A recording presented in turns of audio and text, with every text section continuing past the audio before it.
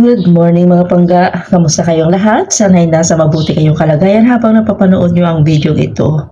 So time check is 7:30 and I'm going to start my work na guys. But before that, gusto ko lang ma-share sa inyo na may init na balita ito ga.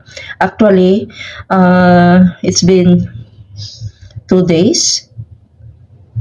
2 days or yesterday, lumabas ang balitang ito ga na may isang employer or citizen Kuwaiti na nagsumbong sa kapulisan at nagsungka. Anong nagsungka sa Tagalog ba man?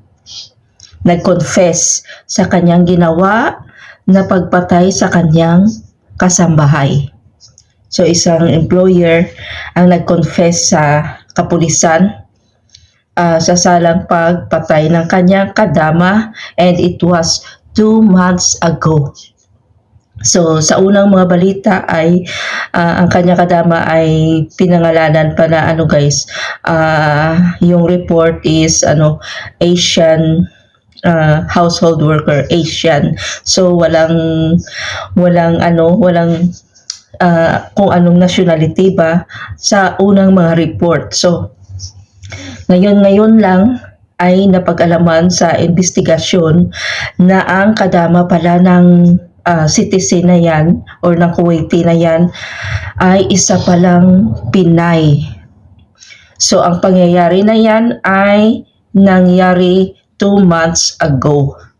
So dahil sa guilt, dahil nakonsensya yung kanyang amo, ay sumuko sa otoridad at nag-amin ng kanyang pagpaslang sa kanyang kasambahay. So sunod-sunod ang balita ngayon dito ga. Yung Pinay na nakapatay ng baby. So ito na naman. Pero ito ga ay 2 months ago pa guys. So pinalabas lang na nag-run away yung kadama. Pero ang totoo ay pinatay pala ng kanyang amo at inilibing sa kanilang garden. So ayon sa balita ga, dahil nagsalita ayon sa investigasyon, na pag-alaman din at na konfirma ng kanyang brother ng nakapatay, na yung brother niya ang pumatay sa kadama. Accusation is about to file a premeditated murder laban sa mag-asawang Kuwaiti na ito ga. So ito ang nakakasad, no? Grabe ang mga kahindik-hindik na mga pangyayari ngayong magtatapos na ang taon ga. So grabe, no? Hindi pala alam. Siguro na tingala na siguro ang pamilya ng ating kababayan, no, na hindi na makontak ang kanilang kaanak dito na OFW. Yun pala ay namatay na palaga.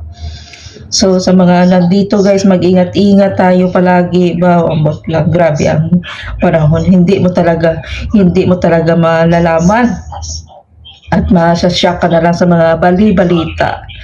So yun ang aking maisi-share sa inyo guys, dahil ngayon lang na pag-alaman at na-confirm na